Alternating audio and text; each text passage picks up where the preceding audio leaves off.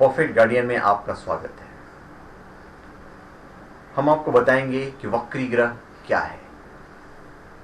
तो आरंभ करने से पूर्व मैं आपको बता देना चाहता हूं कि हम आज वक्री ग्रहों के बारे में बात करेंगे, ना कि बकरी। वक्री का सामान्य अर्थ उल्टा होता है और बकरी का अर्थ होता है टेढ़ा।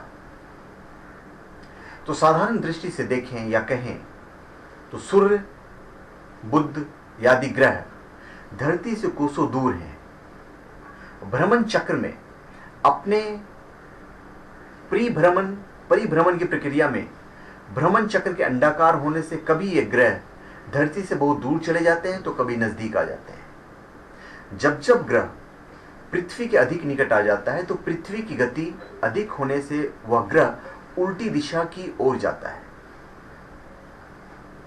या उल्टी दिशा की ओर जाता हुआ महसूस होता है। उदाहरण के लिए मान लीजिए कि आप तेज रफ्तार कार में बैठे हैं, वो आपके बगल में आप ही के जाने की दिशा में कोई साइकिल से जा रहा है।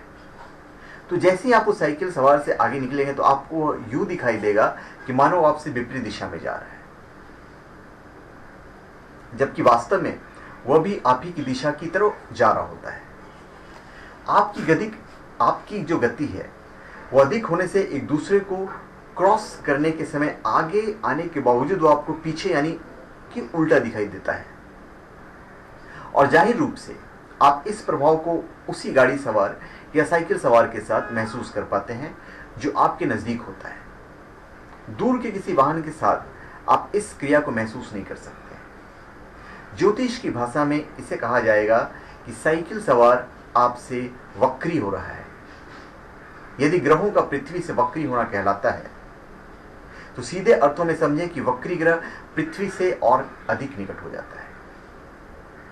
अब निकट होने से क्या होता है या क्या होता होगा, वो ये होता है कि ग्रह का असर, ग्रह का प्रभाव बढ़ जाता है। कई ज्योतिषियों को इस विषय पर अलग अलग मत है। कहा यह भी जाता है कि वक्री होने से ग्रह उल्टा असर देने लगता है। आप जलती हुई भट्टी से दूर बैठे हैं, जैसे आप भट्टी के निकट जाते हैं तो आपको अधिक गर्मी लगने लगती है। क्यों? क्योंकि आपके और भट्टी के बीच की दूरी कम हो गई है। भट्टी में तो आग अब भी उतनी ही थी जब आप उससे दूर थे, वो अब भी उतनी ही है जब आप उसके नजदीक हैं। आग में कोई भी फर्क नहीं आया है, बस नजदीक होने से हमें उसका प्रभाव और प्रबलता महसूस हो रहा है। एक अन्य उदाहरण की तरह मैं आपको समझा देता हूं। आप किसी पंखे से दूर बैठे हैं जहां पंखे की बहुत कम हवा आप तक आ रही है। आप अपनी कुर्सी उठाकर पंखे के निकट आ जाते हैं। अब आप पंखे की हवा को अधिक जोर से महसूस कर रहे हैं, जबकि पंखा अभी भी उसी स्पीड पर चल रहा है जिस पर पहले चल रहा था। प्रभाव में अंतर दूरी घटने से हुआ है, अवस्था में कोई फर्क नहीं आया। इसी प्रकार यह मानना कि वक्री होने से ग्रह अपना उल्टा असर देने लगेगा, यह मान लेना है कि भट्टी के निकट जाने से वो ठंडी हवा देने लगेगी या निकट आने पर पंखा आग उगलने लगेगा। ग्रह के वक्री होने से अपने उसके जो नैसर्गिक गुण हैं उसके व्यवहार में किसी प्रकार का कोई अंतर नहीं आता, अपितु उसके प्रभाव में, उसकी शक्ति में प्रबलता आ जाती है। देवगुरु बृहस्पति जिस कुंडली में वक्री हो जाते हैं वह जातक अधिक बोलने लगता है, लोगों को बिन मांगे सलाह देने लगता है। गुरु ज्ञान का कारक है। ज्ञान का ग्रह जब वक्री हो जाता है तो जातक अपनी आयु के अन्य जातकों से आगे भागने लगता है। हर समय उसका दिमाग नई नई बातों की ओर जाता है। सीधी भाषा में अगर हम कहें तो ऐसा जातक अपनी उम्र से पहले बड़ा हो जाता है। वह उन बातों को, उन विषयों को आज जानने का प्रयास करने लगता है, सामान्य रूप से जिन्हें उसे 2 साल बाद जानना चाहिए। समझ लीजिए कि एक टेलीविजन चलाने के लिए उसे घर के सामान्य वाट के बदले सीधे हाई टेंशन से तार मिल जाती है। परिणाम क्या होगा? यही होगा कि अधिक पावर मिलने से टेलीविजन फूंक जाएगा। इसी प्रकार गुरु का वक्री होना जातक को बार बार अपने ज्ञान का प्रदर्शन करने को उकसाता है। जानकारी न होने के बावजूद वो हर विषय को छेड़छाड़ करने की कोशिश करता है। अपने ऊपर उसे आवश्यकता से अधिक विश्वास होने लगता है, जिस कारण वह ओवर कॉन्फिडेंट अर्थात अति आत्मविश्वास का शिकार होकर पीछे रह जाता है। आपने कई जातक ऐसे देखे होंगे जो हर जगह अपनी बात को ऊपर रखने का प्रयास करते हैं, जिन्हें अपने ज्ञान पर औरों से अधिक भरोसा होता है, जो हर बात में सदा आगे रहने का प्रयास करते हैं। ऐसे जातक वक्री ग्रह से प्रभावित होते हैं। जिस आयु में गुरु का जितना प्रभाव उन्हें चाहिए वो उससे अधिक प्रभाव मिलता है, और मिलने के कारण स्वयं को नियंत्रित नहीं कर पाते हैं। कई बार आपने वो छोटी आयु में बालक बालिकाओं के चरित्र से भी भटकते हुए देखा होगा। विपरीत लिंगों की ओर उनका आकर्षण एक निश्चित आयु से पहले ही होने लगता है। कभी कारण सोचा है आपने इस बात का? विपरीत लिंग और आकर्षण एक सामान्य प्रक्रिया है।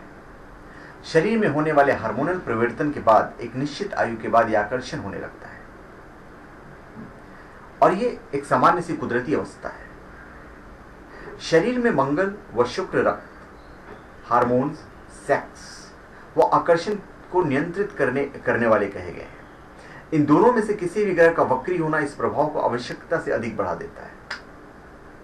यही प्रभाव जाने अनजाने में उन्हें उम्र से पहले वो शारीरिक बदलाव महसूस करने को मजबूर कर देता है जो सामान्य रूप से उन्हें काफी देर बाद करना चाहिए। शनि महाराज हर कार्य में अपने स्वभाव के अनुसार परिणाम को देर से देने, रोक देने या कहें सुस्त रफ्तार से बदल देने के लिए मशहूर है। कभी आपने किसी ऐसे बच्चे को देखा है जो अपनी आयु वर्ग के बच्चों से अधिक सुस्त, या जिसको आप हर बात में आलस कहते हैं, खेलने में, शैतानी करने में, धमा चौकड़ी मचाने में जिसका मन नहीं लग रहा है?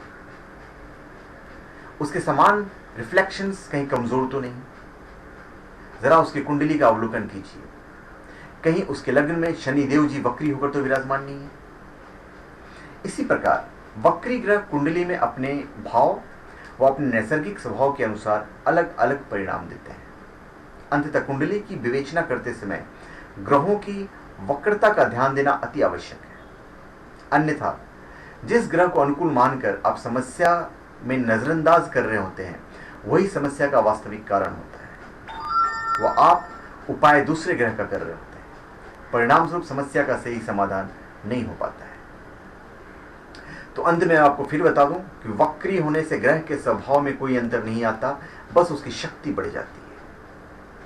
अब कुंडली के किस भाव को ग्रह की कितनी शक्ति की आवश्यकता थी, वो वास्तव में और कितनी तीव्रता से उस भाव को प्रभावित कर रहा है, इससे परिणामों में अंतर आ जाता है और कुंडली का रूप व दिशा ही बदल जाती है। तो धन्यवाद।